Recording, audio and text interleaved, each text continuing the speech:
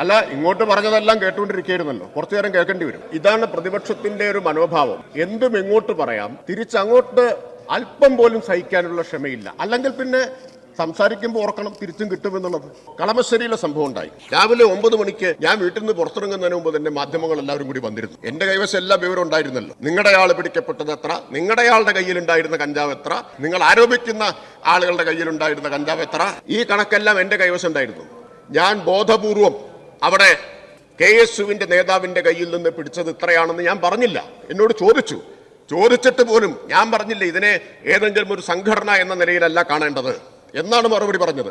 അങ്ങനെയല്ല കാണേണ്ടത്. കാരണം ഇതൊരു സാമൂഹിക വിപത്ത് എന്ന നിലയിലാണ്. നിങ്ങളുടെ ആളുടെ കയ്യിൽ നിന്ന് ഇത്ര പിടിച്ചില്ലേ, ഞങ്ങളുടെ ആളുടെ കയ്യിൽ നിന്ന് ഇത്രയല്ലേ പിടിച്ചുള്ളൂ എന്ന് ചോദിക്കാൻ മാത്രം വിവേകമില്ലാത്ത ആളുകളല്ല ഞങ്ങളാരും. അത്രമാത്രം അധപ്പതിച്ചിട്ടുള്ളവരല്ല ഞങ്ങളാരും. അതാണ് നിങ്ങൾ മനസ്സിലാക്കേണ്ടത്. ഈ സാമൂഹിക വിപത്തിന്റെ മുമ്പിൽ നിങ്ങളുടെ ആള് ഞങ്ങളുടെ ആള് എന്നൊന്നുണ്ടോ? ഇത് ആരെയും ബാധിക്കാം. ഏത് വീട്ടിലെ കുട്ടിയും ഇതിനിരയായി തീരാം. അത് മനസ്സിലാക്കാനുള്ള വിവേകം നിങ്ങൾക്ക് എന്നുണ്ടാവുമെന്ന് എനിക്ക് അറിഞ്ഞുകൂടാ. അതില്ലാത്തതാണ് നിങ്ങളുടെ പ്രശ്നം. എന്നിട്ട് രാഷ്ട്രീയമായ ലാഭം ഉണ്ടാക്കാൻ വേണ്ടി, പോയിന്റ് സ്കോർ ചെയ്യാൻ വേണ്ടി ഉപയോഗിക്കുകയാണ്. അത് കഴിഞ്ഞ് കുറച്ച് സമയം കഴിഞ്ഞ് ടെലിവിഷൻ കണ്ടപ്പോൾ ഞാൻ അങ്ങേയറ്റം ഞെട്ടിപ്പോയി. പ്രതിപക്ഷ നേതാവ്, ബഹുമാനപ്പെട്ട മുൻ പ്രതിപക്ഷ നേതാവ് ഒക്കെ ഇതിലെ സംഘടനകളുടെ എണ്ണം തിരിച്ച് കണക്കെടുത്തുകൊണ്ടിരിക്കുകയാണ്. അങ്ങനെ കണക്കെടുത്ത് കളിക്കേണ്ട സന്ദർഭമാണോ സർ ഇത്? ആണോ? നിർഭാഗ്യവശാൽ ചില മാധ്യമങ്ങളും ആദ്യം സ്വീകരിച്ച നിലപാട് അതായിരുന്നു. ആ വലിയ നെടുങ്കൻ എഡിറ്റോറിയലൊക്കെ എഴുതുന്ന ആളുകൾ, അവർക്ക് ഒരു പ്രത്യേക സംഘടനയുടെ ലേബലുള്ള ആരെങ്കിലും പിടിക്കപ്പെട്ടാൽ അതിന് വലിയ പ്രാധാന്യം. വേറൊരു സംഘടന, തങ്ങൾക്ക് വേണ്ടപ്പെട്ട സംഘടനയിലുള്ള ആൾ വന്നാലോ അപ്പൊ പിന്നെ അത് തമസ്കരിക്കുക, മൗനം. ഇങ്ങനെയല്ല സമീപനം സ്വീകരിക്കേണ്ടത്. അത് പ്രതിപക്ഷമാണെങ്കിലും ഞങ്ങൾ ഭരണപക്ഷമാണെങ്കിലും ഇനി മാധ്യമങ്ങളാകെയാണെങ്കിലും സ്വീകരിക്കേണ്ടത്. പ്രതിപക്ഷത്തു നിന്ന് ആദ്യം സംസാരിച്ച ശ്രീ ആലുവ അംഗം ശ്രീ അൻവർ സാദത്ത് മുതൽ അവസാനം സംസാരിച്ച CR മഹേഷ് വരെയുള്ള ആളുകൾ വളരെ ഗൗരവമായ ഒരു സാമൂഹിക വിപത്തിനെ അങ്ങേയറ്റം സങ്കുചിതമായ ഒരു വീക്ഷണത്തിൽ നിന്നുകൊണ്ട് സമീപിക്കാനാണ് ശ്രമിച്ചത് എന്നതിലുള്ള അതിയായ നിരാശ ഞാൻ ആദ്യമായിട്ട് പങ്കുവെക്കുകയാണ്. ഞാൻ ഇവിടെ സംസാരിച്ച അതേ നാണയത്തിൽ തിരിച്ചടിക്കാൻ വസ്തുതകളില്ലാത്തത് കൊണ്ടല്ല, അതല്ല ഈ ചുമതലയിലിരുന്നു കൊണ്ട് എൻ്റെ ഉത്തരവാദിത്വം എന്നതുകൊണ്ട് അതിന് ഞാൻ മുതിരുന്നില്ല.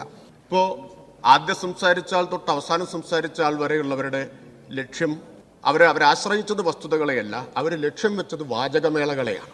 വാചകമേളയിൽ തൻ്റെ ഒരു വാചകം ഉദ്ധരിച്ച് കിട്ടാൻ ആവശ്യമായ തരത്തിലുള്ള നല്ല ഹോംവർക്കാണ് നടത്തിയിട്ടുള്ളത്. അല്ല, അതേ രീതിയിൽ അദ്ദേഹം വിമർശിച്ചു. മതി. അതേ രീതിയിൽ അദ്ദേഹം വിമർശിച്ചു. അങ്ങ് പറഞ്ഞോ. സാമൂഹിക വിപത്താണ്. അല്ല, ഇങ്ങോട്ട് പറഞ്ഞതെല്ലാം കേട്ടുകൊണ്ടിരിക്കുകയായിരുന്നല്ലോ, കുറച്ചു നേരം കേൾക്കേണ്ടി വരും. അങ്ങനെ ഇതാണ് പ്രതിപക്ഷത്തിന്റെ ഒരു മനോഭാവം. എന്തും ഇങ്ങോട്ട് പറയാം, തിരിച്ചങ്ങോട്ട് അല്പം പോലും സഹിക്കാനുള്ള ക്ഷമയില്ല. അല്ലെങ്കിൽ പിന്നെ സംസാരിക്കുമ്പോൾ ഓർക്കണം തിരിച്ചും കിട്ടുമെന്നുള്ളത്.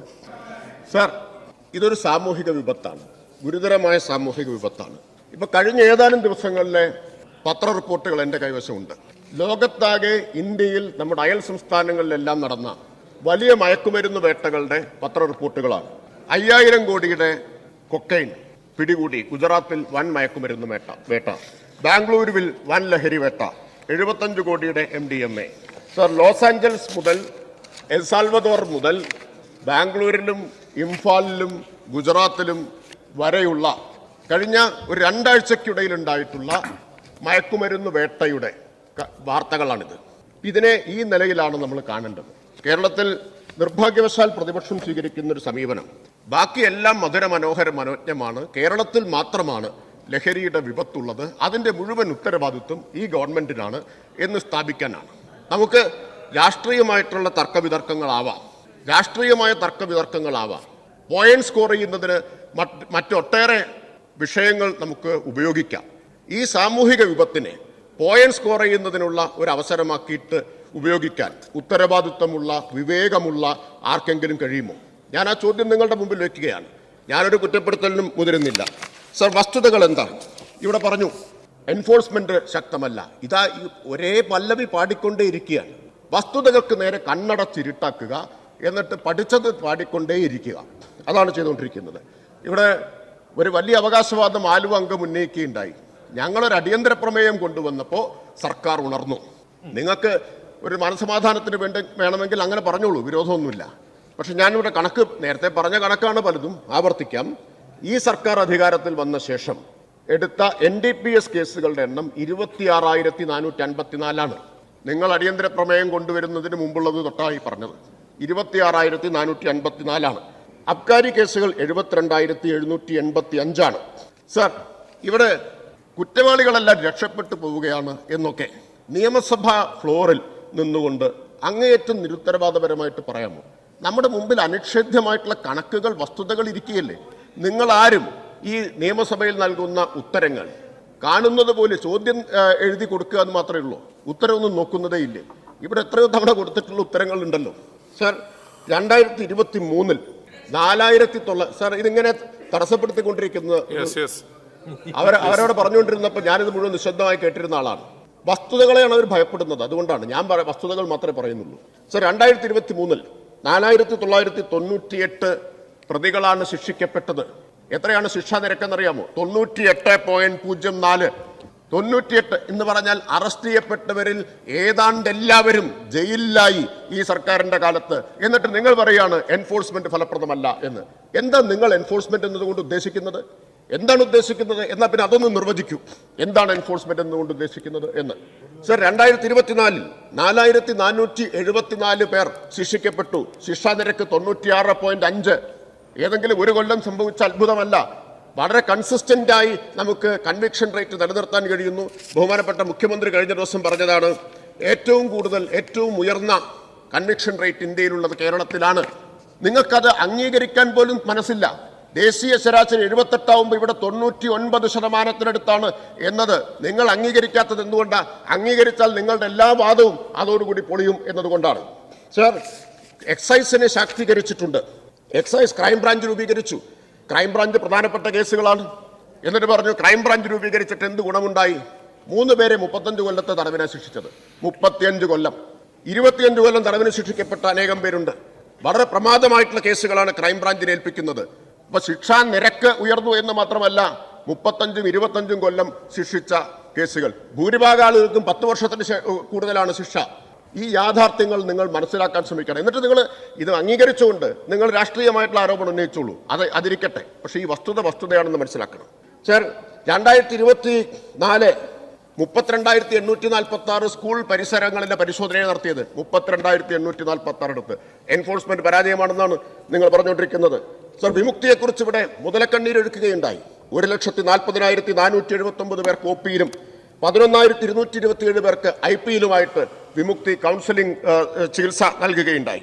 മേഖലാ കേന്ദ്രങ്ങളിൽ 23,356 പേർക്ക്, 32 എക്സൈസ് ഉദ്യോഗസ്ഥർക്ക് നിംഹാൻസിൽ അയച്ച് പരിശീലനം കൊടുക്കുകയുണ്ടായി സർ. ഇവിടെ വേറൊരു ആരോപണം വന്നു, വിമുക്തി ലഹരി വിരുദ്ധ ക്ലബ്ബുകൾ പകുതി സ്കൂളുകളിലേ ഉള്ളൂ.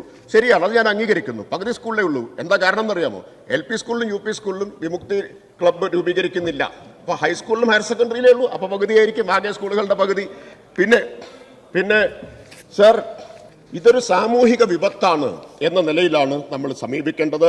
സങ്കുചിത ഒരു രാഷ്ട്രീയത്തിന്റെ കണ്ണിലൂടെ നമ്മൾ ഇതിനെ കാണരുത്. ഇപ്പോൾ കളമശ്ശേരിയിലെ സംഭവം ഉണ്ടായി. രാവിലെ 9 മണിക്ക് ഞാൻ വീട്ടിൽ നിന്ന് പുറത്തിറങ്ങുന്നതിന് മുമ്പ് തന്നെ മാധ്യമങ്ങൾ എല്ലാവരും കൂടി വന്നിരുന്നു. എൻ്റെ കൈവശം എല്ലാ വിവരം ഉണ്ടായിരുന്നല്ലോ. നിങ്ങളുടെ ആൾ പിടിക്കപ്പെട്ടത് എത്ര, നിങ്ങളുടെ ആളുടെ കയ്യിലുണ്ടായിരുന്ന കഞ്ചാവ് എത്ര, ഈ പറയുന്ന നിങ്ങൾ ആരോപിക്കുന്ന ആളുകളുടെ കയ്യിലുണ്ടായിരുന്ന കഞ്ചാവ് എത്ര, കേൾക്കൂ, ഞാൻ പറഞ്ഞുതരാം. പറയണോ? നിങ്ങളെപ്പോലെയല്ല ഞാൻ ചിന്തിക്കുന്നത്. ഞാൻ മുഴുവൻ പറയുന്നത് കേൾക്കൂ, നിങ്ങൾ മുഴുവൻ പറയുന്നത് കേൾക്കൂ. ഈ കണക്കെല്ലാം സർ, ഈ കണക്കെല്ലാം എൻ്റെ കൈവശം ഉണ്ടായിരുന്നു. ഞാൻ ബോധപൂർവം അവിടെ KSUവിന്റെ നേതാവിന്റെ കയ്യിൽ നിന്ന് പിടിച്ചത് ഇത്രയാണെന്ന് ഞാൻ പറഞ്ഞില്ല. എന്നോട് ചോദിച്ചിട്ട് പോലും ഞാൻ പറഞ്ഞില്ല ഇതിനെ ഏതെങ്കിലും ഒരു സംഘടന എന്ന നിലയിലല്ല കാണേണ്ടത് എന്നാണ് മറുപടി പറഞ്ഞത്. അങ്ങനെയല്ല കാണേണ്ടത്, കാരണം ഇതൊരു സാമൂഹിക വിപത്ത് എന്ന നിലയിലാണ്.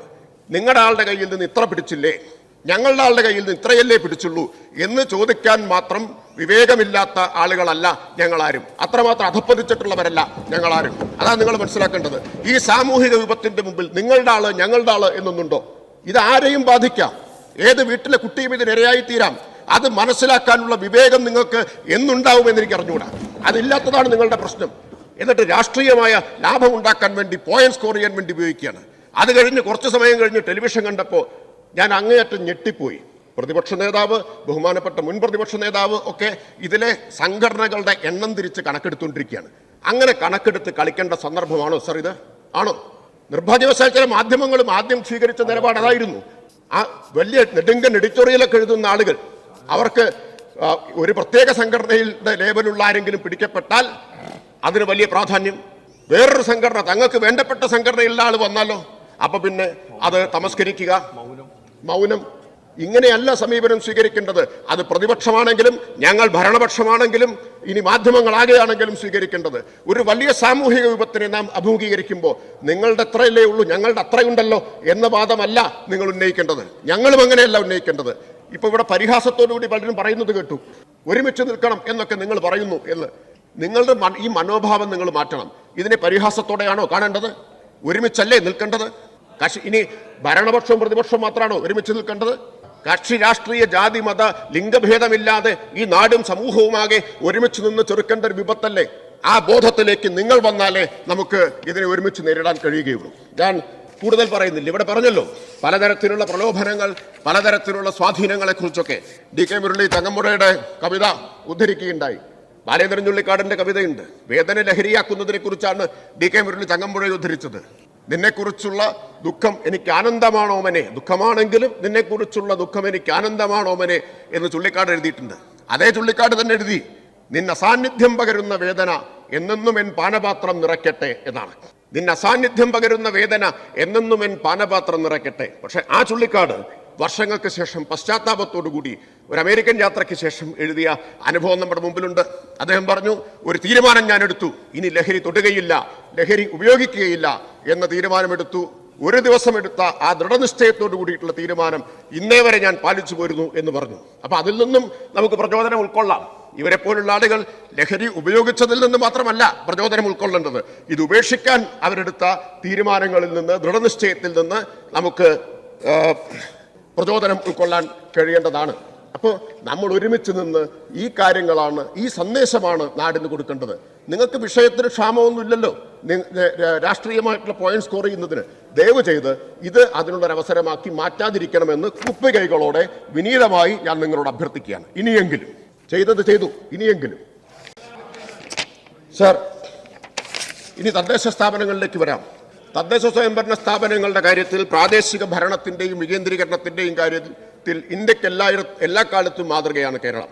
ഇന്ന് രാജ്യത്തിന് മാതൃകയായ, ഒരു പക്ഷേ ലോകത്തിന് മാതൃകയായിട്ടുള്ള വലിയ ഉത്തരവാദിത്വങ്ങളാണ് പ്രാദേശിക സർക്കാരുകൾ എന്ന നിലയിൽ കേരളത്തിലെ തദ്ദേശ സ്ഥാപനങ്ങൾ നിർവഹിച്ചുകൊണ്ടിരിക്കുന്നത്. പൈസയുടെ കാര്യത്തിലേക്ക് വരാം.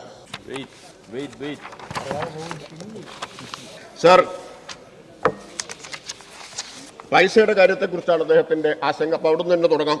സർ, 2010-11 പദ്ധതി അടങ്കലിന്റെ 20.45% തദ്ദേശ സ്ഥാപനങ്ങൾക്ക് കൊടുത്തത്. 10-11 LDF ഗവൺമെന്റ് വന്നു. LDF ഗവൺമെന്റ് ഇത് സംസ്ഥാന ധനകാര്യ കമ്മീഷന്റെ ശുപാർശ അംഗീകരിച്ചുകൊണ്ട് ക്രമാനുഗതമായി വർദ്ധിപ്പിക്കണമെന്ന് തീരുമാനിച്ചു. 0.5% വീതം എല്ലാ വർഷവും വർദ്ധിപ്പിക്കുന്നത് ഈ സാമ്പത്തിക പ്രതിസന്ധിയുടെ എല്ലാം ഇടയിലും തുറന്നുകൊണ്ടിരിക്കുകയാണ്. ഇപ്പോ ഞാൻ സമയമില്ലാത്തതുകൊണ്ട് ചുരുക്കുന്നത്, ഓരോ കൊല്ലത്തെയും കണക്ക് വേണമെങ്കിൽ പറയാം. ഇപ്പോൾ 25-26 28.35% എവിടെ നിന്നാണ് തുടങ്ങിയത്? 20.45 നിന്ന് 20.45 നിന്ന്. സർ, ഇവിടെ തെറ്റായിട്ടുള്ള കാര്യങ്ങൾ ഇങ്ങനെ പറഞ്ഞുകൊണ്ടിരിക്കുകയാണ്. സർ, ചെലവ് ശതമാനം 63.78 63.78 ചെലവ് ശതമാനം ഈ നടപ്പ് സാമ്പത്തിക വർഷം. മാർച്ചിലാണ് ഏറ്റവും കൂടുതൽ എക്സ്പെൻഡിച്ചർ ആവുക എന്നുള്ളത് നമുക്ക് എല്ലാവർക്കും അറിയാം. അപ്പം അതുകൊണ്ട് ഇവിടെ പറഞ്ഞ ആശങ്കയ്ക്കൊന്നും അടിസ്ഥാനമില്ല. സാധാരണ എല്ലാ കാലത്തും ഉള്ളതുപോലെ തന്നെയുള്ള വിനിയോഗം നമുക്ക് ഈ വർഷവും സാധ്യമാവും. മെയിൻ്റനൻസ് ഫണ്ട് പണം കൊടുക്കുന്നില്ല എന്നാണ് പറയുന്നത്. മെയിൻ്റനൻസ് ഫണ്ട് വിഹിതം 4131.19 കോടിയാണ് ബജറ്റ് ചെയ്തത്. മുഴുവൻ കൈമാറി കഴിഞ്ഞിട്ടുണ്ട് സർ. ഈ സാമ്പത്തിക പ്രതിസന്ധിയിലും മുഴുവൻ അത് കൈമാറി കഴിഞ്ഞിട്ടുണ്ട്. ജനറൽ പർപ്പസ് ഫണ്ട് 12 ഗഡുക്കളായി 12 മാസങ്ങളായിട്ടാണ് നൽകുക. 2542.27 കോടി രൂപയിൽ അവസാനത്തെ മാർച്ചിലെ ഗഡു ഒഴികെ 11 ഗഡുവും ഇതിനകം കൊടുത്തു കഴിഞ്ഞിട്ടുണ്ട്. പിന്നെ ബഹുമാനപ്പെട്ട മണ്ണാർക്കാട് MLA പറഞ്ഞു, ഈ അവസാനം പൈസ കൊടുക്കുന്നത് കൊണ്ട് ഇത് വിനിയോഗിക്കാൻ പറ്റില്ല. പ്രൊജക്റ്റുകൾക്ക് സാമ്പത്തിക വർഷം ആരംഭിക്കുന്നതിന് മുമ്പ് തന്നെ രൂപം നൽകുന്നുണ്ട്. അപ്പം അതുകൊണ്ട് തന്നെ അത് വിനിയോഗിക്കുന്നതിന് തടസ്സമൊന്നും വരുന്നില്ല. അപ്പോൾ സമയമില്ലാത്തതുകൊണ്ടാണ് ഞാൻ ഓരോന്നിനും വഴങ്ങാത്തത്. സർ, പൈസ കൊടുക്കുന്നില്ല എന്നത് നേരത്തെ പറഞ്ഞു. പല കാര്യങ്ങളും പ്രചരിപ്പിക്കുന്നത് പോലെ പ്രചരിപ്പിച്ചുകൊണ്ടിരിക്കുന്ന ഒരു കാര്യമാണ്. സർ, ഇവിടെ ബഹുമാന്യനായിട്ടുള്ള പല അംഗങ്ങളും മാലിന്യ സംസ്കരണത്തെക്കുറിച്ച് കാര്യമായി തന്നെ പറഞ്ഞു എന്നതിലുള്ള സന്തോഷം ഞാൻ പങ്കുവെക്കുകയാണ്. ഒരു വർഷം മുമ്പ് നമ്മുടെ ഡിമാൻഡ് ചർച്ച നടന്നപ്പോൾ ഇത്രത്തോളം ആ വിഷയത്തെക്കുറിച്ച് ചർച്ച നടന്നിരുന്നില്ല. അതിനേക്കാൾ കൂടുതൽ നടന്നു. ബഹുമാനായിട്ടുള്ള മാത്യു ടി തോമസിനെ പോലുള്ള മുതിർന്ന അംഗങ്ങൾ വളരെ ഗൗരവമായി തന്നെ ഇക്കാര്യങ്ങൾ ഇവിടെ ഉന്നയിച്ചു. ഞാൻ ഓരോ വിശദാംശങ്ങളിലേക്കും സമയപരിമിതി കൊണ്ട് പോകുന്നില്ല. പക്ഷേ നമുക്കുണ്ടാക്കാൻ കഴിഞ്ഞിട്ടുള്ള ഒരു പുരോഗതി അത് ഈ സഭ അതുവഴി ജനങ്ങളും അറിയേണ്ടതുണ്ട് എന്നാണ് വിചാരിക്കുന്നത്. സർ, ഇവിടെ ബ്രഹ്മപുരം തീപിടുത്തമുണ്ടായ അടിയന്തര പ്രമേയം വന്നു. വലിയ ചർച്ചയും വലിയ വിവാദങ്ങളും കോലാഹലങ്ങളും എല്ലാം ഉണ്ടായി. അന്ന് സർക്കാർ അസംബ്ലിയിൽ പ്രഖ്യാപിച്ച 2 കാര്യങ്ങളുണ്ട്. ഒന്ന്, ബ്രഹ്മപുരത്തെ ആപത്തിനെ ഒരവസരമാക്കി മാറ്റും, കേരളത്തെ മുഴുവൻ ശുചിയാക്കുന്നതിനുള്ള, മാലിന്യമുക്തമാക്കുന്നതിനുള്ള ഒരു അവസരമാക്കി മാറ്റും എന്നാണ്. ബ്രഹ്മപുരം പൂങ്കാവനമാക്കി മാറ്റും എന്ന് പറഞ്ഞപ്പോൾ വലിയ പരിഹാസവും ട്രോളുകളും ഒക്കെ ഉണ്ടായി. സർ, ഇന്നുണ്ടായിട്ടുള്ള മാറ്റം എന്താണ്? ഞാൻ ബ്രഹ്മപുരത്തിന്റെ കാര്യം തന്നെ പറയാം. ബ്രഹ്മപുരത്ത് മാത്രം നമുക്ക് ബയോമൈനിങ്ങിലൂടെ വീണ്ടെടുക്കാൻ കഴിഞ്ഞിട്ടുള്ളത് 34 ഏക്കർ ഭൂമിയാണ്. മാലിന്യമല 8 ലക്ഷത്തിലധികം മെട്രിക് ടൺ മാലിന്യമലയുണ്ടായിരുന്ന സ്ഥലത്ത് 6 ലക്ഷത്തിലധികം മെട്രിക് ടൺ മാലിന്യമല നീക്കം ചെയ്തുകൊണ്ട് 75% മാലിന്യവും നീക്കം ചെയ്ത് പൂങ്കാവനത്തിന്റെ നിർമ്മാണമോട് ആരംഭിച്ചിരിക്കുന്നു. സർ, അക്ഷരാർത്ഥത്തിൽ ആലങ്കാരികമായിട്ട് പറയുന്നതല്ല, പൂങ്കാവനത്തിന്റെ നിർമ്മാണം അവിടെ ആരംഭിച്ചു കഴിഞ്ഞിരിക്കുന്നു. അവിടെ പോയിട്ട് ക്രിക്കറ്റ് കളിക്കേണ്ട ശ്രീനിധൻ MLA ഈ സഭയിലെ അംഗമായിട്ടുള്ള ശ്രീനിധനും ഉണ്ടായിരുന്നു. അപ്പോൾ ഒരു കാലത്ത് കടന്നു ചെല്ലാൻ കഴിയാതിരുന്ന സ്ഥലം ഇന്ന് ക്രിക്കറ്റ് കളിക്കാൻ പറ്റുന്ന വോളിബോൾ കോർട്ട് നിർമ്മിച്ചിട്ടുള്ള പൂക്കൾ വിരിഞ്ഞു നിൽക്കുന്ന ഒരിടമായി മാറിയിട്ടുണ്ട്. സർ, ഒട്ടും ആലങ്കാരികമല്ല, അക്ഷരാർത്ഥത്തിൽ തന്നെ അത് പറയാം. മെയ് മാസത്തോടു കൂടി ഇത് പൂർണ്ണമാവും. ആ പ്രദേശം പൂർണ്ണമായും നമുക്ക് വീണ്ടെടുക്കാൻ കഴിയും. മാത്രമല്ല, ഈ ഏപ്രിൽ മാസം ഞാൻ പറയാൻ ആഗ്രഹിക്കുകയാണ്, ഈ സഭയിൽ പറഞ്ഞതാണ്, 150 ടൺ പ്രതിദിനം ജൈവമാലിന്യം സംസ്കരിച്ച് ബയോഗ്യാസ് ആക്കി മാറ്റി പൈപ്പ് ലൈനിലൂടെ BPCLന്റെ റിഫൈനറിയിലേക്ക് എത്തിക്കുന്ന പ്രൊജക്ട് ഇപ്പോഴാ ഏപ്രിലിൽ പ്രവർത്തനക്ഷമമാവാൻ പോവുകയാണ്. സർ, റെക്കോർഡ് വേഗത്തിലാണ് അത് യാഥാർത്ഥ്യമായിട്ടുള്ളത്. അപ്പൊ നേരത്തെ ഇവിടെ ആരോ പറഞ്ഞില്ലേ, അസാധ്യമെന്ന് കരുതുന്ന കാര്യങ്ങൾ സാധ്യമാക്കാൻ കഴിയുന്ന ഒരു ഗവൺമെന്റാണിത് എന്ന്. മാർത്ത ഹനേക്കർ, വിഖ്യാത ചിന്തകയായിട്ടുള്ള മാർത്ത ഹനേക്കറാണ് രാഷ്ട്രീയത്തെക്കുറിച്ചുള്ള 2 നിർവചനങ്ങൾ പറഞ്ഞത്. സാധാരണ നമ്മളെല്ലാം കേട്ടിട്ടുണ്ട്, politics is the art of possibles, രാഷ്ട്രീയം സാധ്യതകളുടെ കലയാണ് എന്ന്. മാർത്ത ഹനേക്കർ പറഞ്ഞു, left politics is not merely the art of possibles, it is the art of making the impossible possible എന്നാണ്. അസാധ്യമായതിനെ സാധ്യമാക്കുന്നതിന്റെ കലയാണ് ഇടത് രാഷ്ട്രീയം എന്ന് മാർത്ത ഹനേക്കർ പറഞ്ഞത് നമുക്ക് ബ്രഹ്മപുരത്തെ മുൻനിർത്തി അത് ശരിയാണ് എന്ന് സ്ഥാപിക്കാൻ കഴിയും. ഞാൻ കൂടുതൽ ആ വിശദാംശങ്ങളിലേക്ക് പോകുന്നില്ല. സർ, ജൈവമാലിന്യം വാതിൽപ്പടി ശേഖരണം 47% ഉണ്ടായിരുന്നത് ഇന്ന് 85% വർദ്ധിച്ചു. യൂസർ ഫീ 34.9% ആയിരുന്നു, 71.7% വർദ്ധിച്ചു. മിനി MCFകളുടെ എണ്ണം 3 ഇരട്ടിയായിട്ട് കൂടി. MCFകൾ 4 പഞ്ചായത്തിലൊഴികെ എല്ലായിടത്തും വന്നു കഴിഞ്ഞു. RRFകളുടെ എണ്ണം ബ്ലോക്ക് അടിസ്ഥാനത്തിലുള്ളത് ഇരട്ടിയിലധികമായി. ഇന്ന് 182 ബ്ലോക്കിലും മാത്രമല്ല മുനിസിപ്പാലിറ്റികളിലും കോർപ്പറേഷനുകളിലും എല്ലാമായി 191 റിസോഴ്സ് റിക്കവറി ഫെസിലിറ്റികൾ നമുക്ക് സ്ഥാപിക്കാൻ കഴിഞ്ഞിട്ടുണ്ട്. ഹരിതകർമ്മ സേനാംഗങ്ങളുടെ എണ്ണം 33,378 നിന്ന് 37,176 ആയിട്ട് വർദ്ധിപ്പിക്കാൻ കഴിഞ്ഞു. ക്ലീൻ കേരള കമ്പനി ശേഖരിച്ച മാലിന്യം 47,548 ടണ്ണിൽ നിന്ന് 30,217 നിന്ന് 49,978 ടണ്ണായിട്ട് കൂടി 50,000 ടണ്ണായിട്ട് അത് വർദ്ധിച്ചു. സർ, ഇങ്ങനെ ധാരാളം കണക്കുകളുണ്ട്. ഇപ്പോൾ ഹരിതമിത്രം ആപ്പ് ഡിജിറ്റൽ മോണിറ്ററിങ്ങിനുള്ള 11 ലക്ഷം പേര് ഉപയോഗിച്ചിരുന്നത് ഇപ്പോൾ 75 ലക്ഷം പേരത് ഉപയോഗിക്കുന്നു. എൻഫോഴ്സ്മെന്റ് ബോധവൽക്കരണം മാത്രമല്ല, നേരത്തെ വിമുക്തിയുടെ കാര്യത്തിൽ ബോധവൽക്കരണത്തെ പരിഹസിച്ചല്ലോ. ബോധവൽക്കരണത്തിന് അതിന്റെ പ്രാധാന്യം ഏത് കാര്യത്തിലാണെങ്കിലും ഉണ്ട്. IECക്ക് അതിന്റെ പ്രാധാന്യമുണ്ട്. സർ, ഇവിടെ ബോധവൽക്കരണം മാത്രമല്ല, ശക്തമായ എൻഫോഴ്സ്മെന്റ് നടപടികളാണ് സ്വീകരിച്ചിട്ടുള്ളത്. ഇപ്പൊ ക്യാമറ നിരീക്ഷണം നേരത്തെ ഒരിടത്തും ഉണ്ടായിരുന്നില്ല. ഈ ക്യാമ്പയിൻ തുടങ്ങുന്നതിന് മുമ്പ് ഇന്ന് 3557 കേന്ദ്രങ്ങളിൽ ക്യാമറ നിരീക്ഷണം ഉറപ്പുവരുത്താൻ കഴിഞ്ഞിട്ടുണ്ട്. സർ, ഈ ക്യാമ്പയിൻ തുടങ്ങുന്നതിന് മുമ്പ് 2023 മാർച്ചിൽ അവസാനിച്ച വർഷത്തിൽ 1138 പരിശോധനകളാണ് നടന്നത്. 1138. ഇപ്പോ ഈ വർഷം നടന്നത് 51,125 പരിശോധനകളാണ്.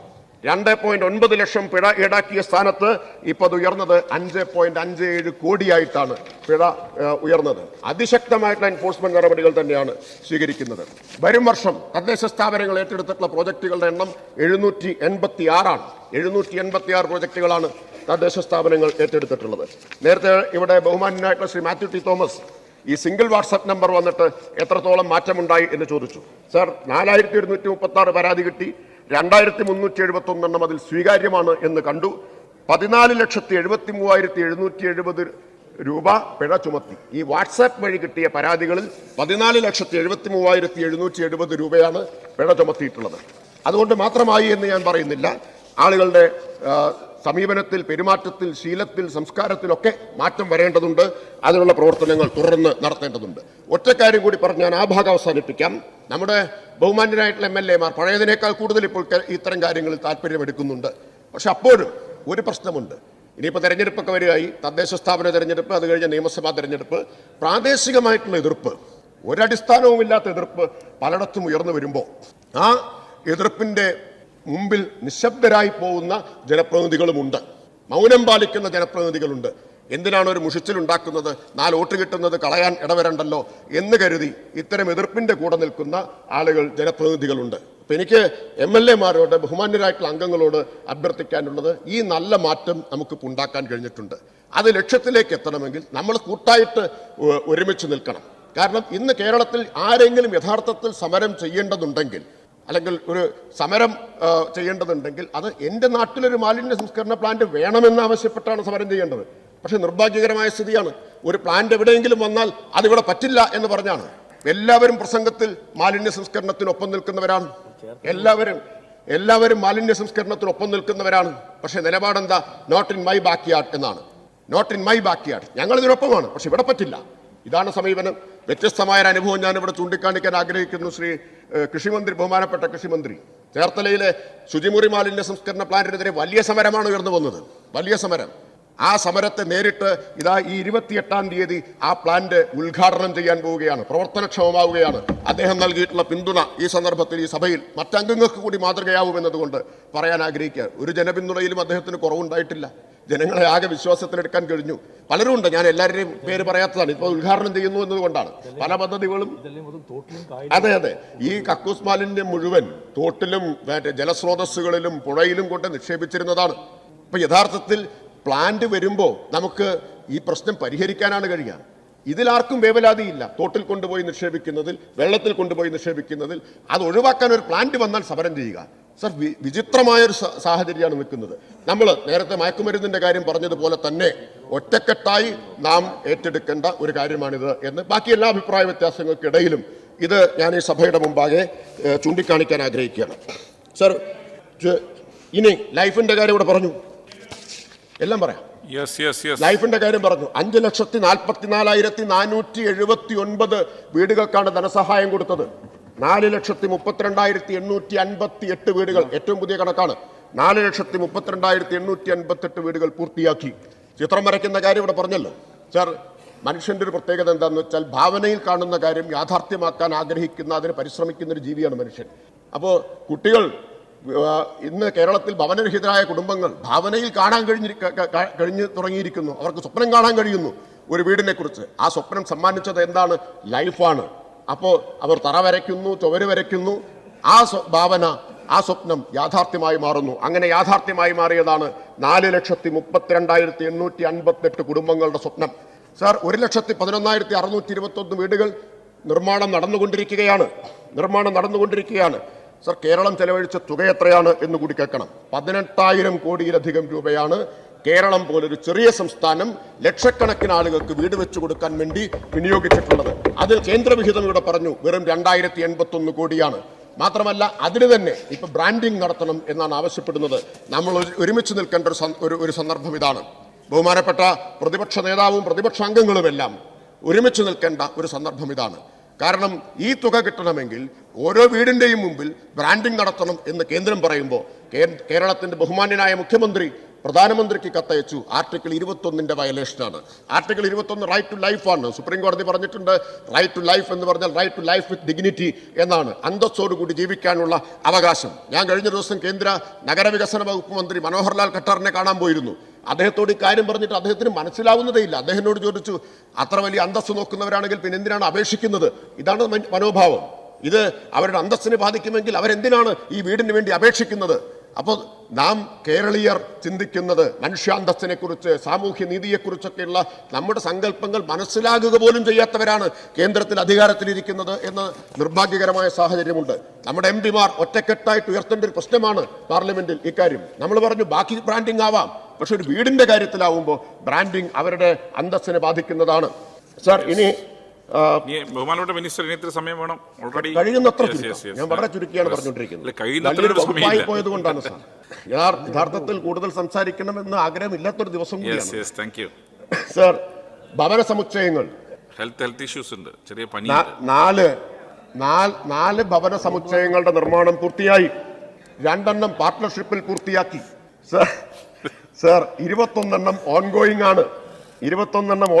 ആണ്. ഇനി നമ്മൾ ഒരുമിച്ച് ശ്രദ്ധിക്കേണ്ട, ഒരുമിച്ച് നിൽക്കേണ്ട ഒരു കാര്യം മനസ്സോടിത്തിരി മണ്ണ് ക്യാമ്പയിനാണ്. ഭൂമി കണ്ടെത്താൻ, സംഭാവനയായിട്ട് കണ്ടെത്താൻ ഇതുവരെ നമുക്ക് 31 ഏക്കർ ഭൂമി സംഭാവനയായിട്ട് കിട്ടിയിട്ടുണ്ട്. MLA മാർ, ജനപ്രതിനിധികൾ, തദ്ദേശ സ്ഥാപനങ്ങളിലെ ഭാരവാഹികൾ ഇവരെല്ലാം ഒരുമിച്ച് ശ്രമിച്ചാൽ ഇനിയും കൂടുതൽ ഭൂമി നമുക്ക് സംഭാവനയായിട്ട് കണ്ടെത്താൻ കഴിയും. കെ ചിറ്റിലപ്പള്ളി ഫൗണ്ടേഷൻ 2000 പേർക്ക് ഭൂമി വാങ്ങാൻ നമുക്ക് സർക്കാരിന് പൈസ നൽകിയിട്ടുണ്ട്. 1000 പേരുടെ ഭൂമി വാങ്ങിക്കൊടുത്തു. അപ്പോഴാണ് അവരൊരു 1000 പേർക്ക് കൂടി വാഗ്ദാനം നൽകിയത്. ലയൺസ് ക്ലബ്ബ് 100 വീട് വെച്ച് തരാൻ ഇപ്പോൾ അവരുടെ നിർമ്മാണം ആരംഭിച്ചു കഴിഞ്ഞിട്ടുണ്ട്. ഇത്തരത്തിൽ സമാഹരിക്കാൻ കഴിയുന്ന എല്ലാ സാധ്യതകളെയും കൂടി സമാഹരിച്ചുകൊണ്ടാണ് സർക്കാർ മുന്നോട്ട് പോകുന്നത്. സർ, ഇനി അതിദാരിദ്ര്യ നിർമ്മാർജ്ജനത്തെക്കുറിച്ച് പറഞ്ഞു. ലോകത്തിന് മാതൃകയാവുന്ന ഒരു ലക്ഷ്യത്തിലേക്ക് നാം നീങ്ങുകയാണ്. തദ്ദേശ സ്ഥാപനങ്ങളുടെ കൂടി നേതൃത്വത്തിൽ, സർക്കാർ മാർഗനിർദ്ദേശത്തിൽ, സർക്കാർ പിന്തുണയോട് കൂടിയിട്ടാണ് അത് നടന്നുകൊണ്ടിരിക്കുന്നത്. 64,006 കുടുംബങ്ങളെ നാം ഐഡന്റിഫൈ ചെയ്തു, അതിദരിദ്രരെ. 56,697 മൈക്രോ പ്ലാനുകൾ നാം തയ്യാറാക്കി. ഇപ്പോൾ ഇതുവരെ 48,941 കുടുംബങ്ങൾ, 76.46% അതിദാരിദ്ര്യത്തിൽ നിന്ന് മുക്തരായി. സാർ, ഇത് ഈ നവംബർ 1 ആവുമ്പോൾ മുഴുവൻ പേരെയും അതിദാരിദ്ര്യത്തിൽ നിന്ന് മുക്തരാക്കാൻ കഴിയും എന്നാണ് നാം പ്രതീക്ഷിക്കുന്നത്. സാർ, ലോകത്ത് ചൈന കഴിഞ്ഞാൽ ഒരുപക്ഷെ ഇത്ര സാഹസികമായൊരു ശ്രമം ഏറ്റെടുത്തിട്ടുള്ള ഒരു പ്രദേശമേ ഉള്ളൂ, അത് കേരളമാണ്. ഒരുപക്ഷെ അതുകൊണ്ടായിരിക്കാം വിഖ്യാത നൊബേൽ സമ്മാന ജേതാവായിട്ടുള്ള അമർത്യ സെൻ പറഞ്ഞത്, ഇന്ത്യയിൽ ചൈന കൈവരിച്ച സാമൂഹിക നേട്ടങ്ങൾക്കൊപ്പം എത്താൻ കഴിയുന്ന ഏതെങ്കിലും ഒരു സംസ്ഥാനമുണ്ടെങ്കിൽ അത് കേരളം മാത്രമാണ് എന്ന് പറഞ്ഞത് ഇതുകൊണ്ടായിരിക്കാം.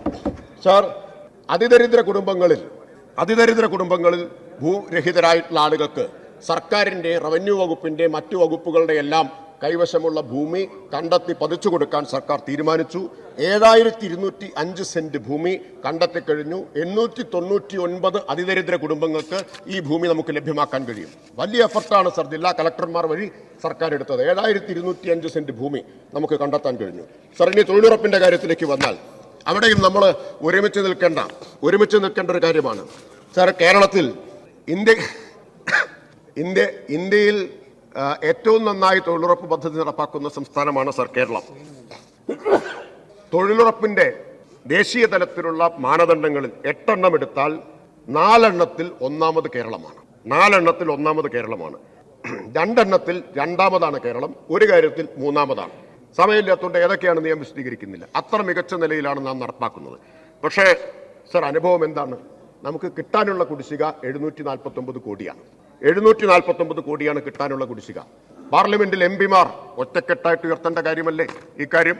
നമ്മൾ ഒരുമിച്ച് നിന്ന് പൊരുതി നേടേണ്ട കാര്യമല്ലേ എന്ന് മാത്രമാണോ? 10.5 കോടി തൊഴിൽ ദിനം ഉണ്ടായിരുന്നത് കഴിഞ്ഞ തവണ 6.5 കോടിയായി വെട്ടിക്കുറച്ചു. ഈ വർഷം വീണ്ടും 5 കോടിയായി വെട്ടിക്കുറച്ചിരിക്കുകയാണ്. കണ്ണിൽ ചോരയില്ലാതെ നേർപകുതിയായിട്ട് വെട്ടിക്കുറച്ചിരിക്കുകയാണ്. സർ, കേരളത്തിലോ ഓണം അലവൻസിന് 56 കോടിയാണ് നമ്മൾ ചെലവഴിച്ചത് തൊഴിലുറപ്പ് തൊഴിലാളികൾക്ക്. സംസ്ഥാന സർക്കാരിന്റെ പണം 56 കോടി. ട്രൈബൽ പ്ലസ് 41 കോടിയാണ് സംസ്ഥാന സർക്കാർ ചെലവഴിച്ചത്. ഇന്ത്യയിൽ കേരളത്തിൽ മാത്രമാണ് ഓണം അലവൻസ് ഉള്ളത്, കേരളത്തിൽ മാത്രമാണ് ട്രൈബൽ പ്ലസ് ഉള്ളത്, കേരളത്തിൽ മാത്രമാണ് സോഷ്യൽ ഓഡിറ്റ് 100% പൂർത്തിയാക്കിയിട്ടുള്ളത്, ഇന്ത്യയിൽ കേരളത്തിൽ മാത്രമാണ് നഗര തൊഴിലുറപ്പ് പദ്ധതിയുള്ളത്, ഇന്ത്യയിൽ കേരളത്തിൽ മാത്രമാണ് തൊഴിലുറപ്പ് തൊഴിലാളികൾക്ക് ക്ഷേമനിധി ഏർപ്പെടുത്തിയിട്ടുള്ളത്. സർ, ഇനി അവസാന ഭാഗത്തേക്ക് കിടക്കുകയാണ്. തദ്ദേശ സ്വയംഭരണ സ്ഥാപനങ്ങളെ നവീകരിക്കുന്നതിനും കാര്യക്ഷമമാക്കുന്നതിനുമുള്ള ധാരാളം നടപടികളാണ് സംസ്ഥാന സർക്കാർ സ്വീകരിച്ചിട്ടുള്ളത്.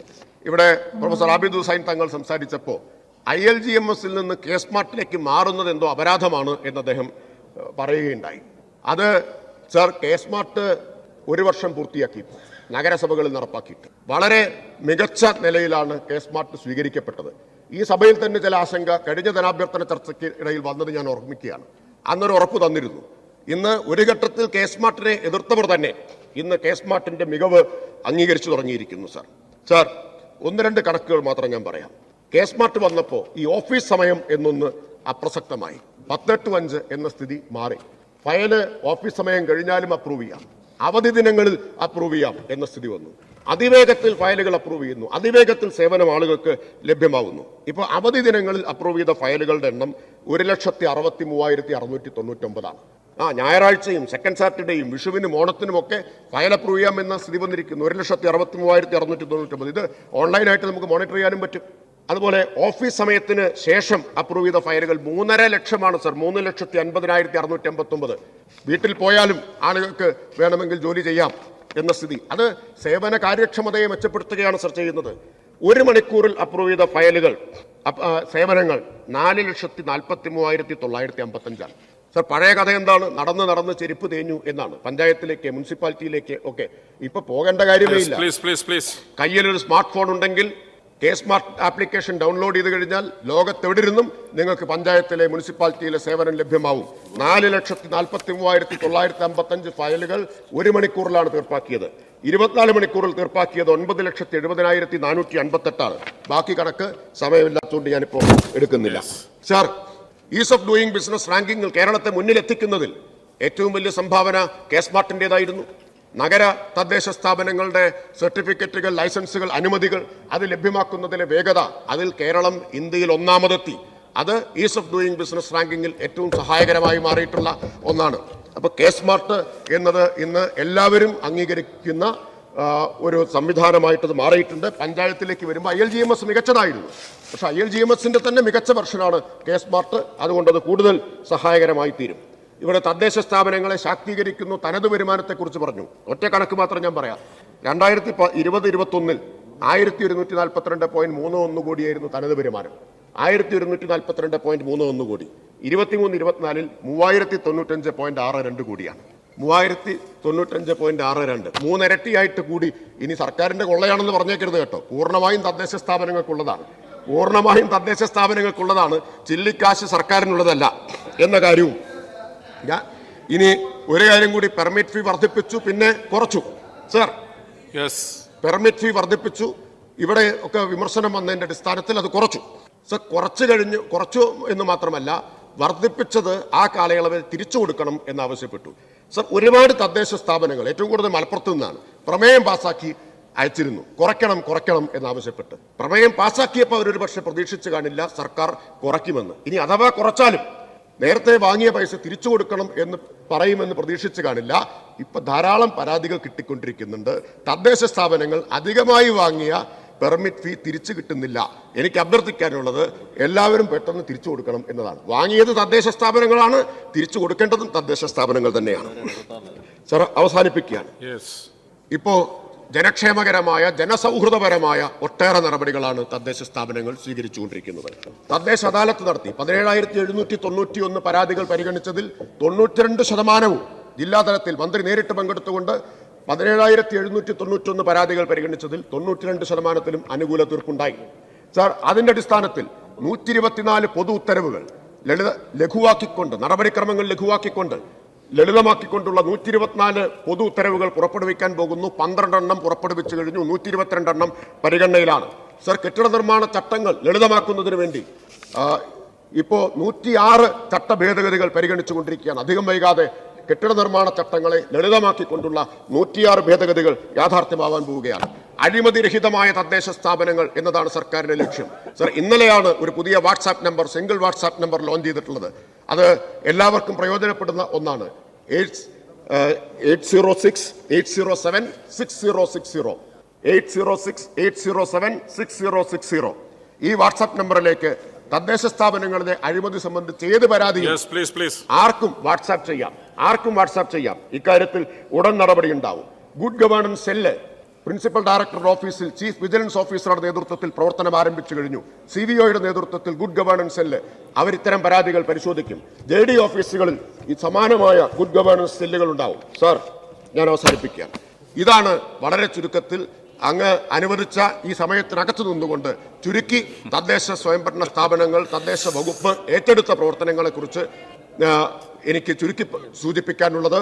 അതുകൊണ്ട് തന്നെ മെയിൻ്റനൻസ് ഗ്രാന്റിന്റെ കാര്യം അത് ധനവകുപ്പ് അംഗീകരിക്കുന്ന കാര്യമല്ല. മെയിൻ്റനൻസ് ഗ്രാന്റ് മെയിൻ്റനൻസിന് മാത്രമേ ഉപയോഗിക്കാൻ പറ്റൂ. അത് ഞാൻ പറഞ്ഞോട്ടെ. മെയിൻ്റനൻസ് ഗ്രാന്റ് മെയിൻ്റനൻസിന് മാത്രമേ ഉപയോഗിക്കാൻ പറ്റൂ. അതിന് ഇപ്പോൾ ഇളവ് കൊടുക്കാനുള്ള വ്യവസ്ഥയില്ല. പക്ഷെ ഒരു കാര്യം സർക്കാർ ചെയ്തിട്ടുണ്ട്. 1000 കോടി രൂപ തദ്ദേശ റോഡുകൾക്കായിട്ട് നീക്കി വെച്ചിട്ടുണ്ട്.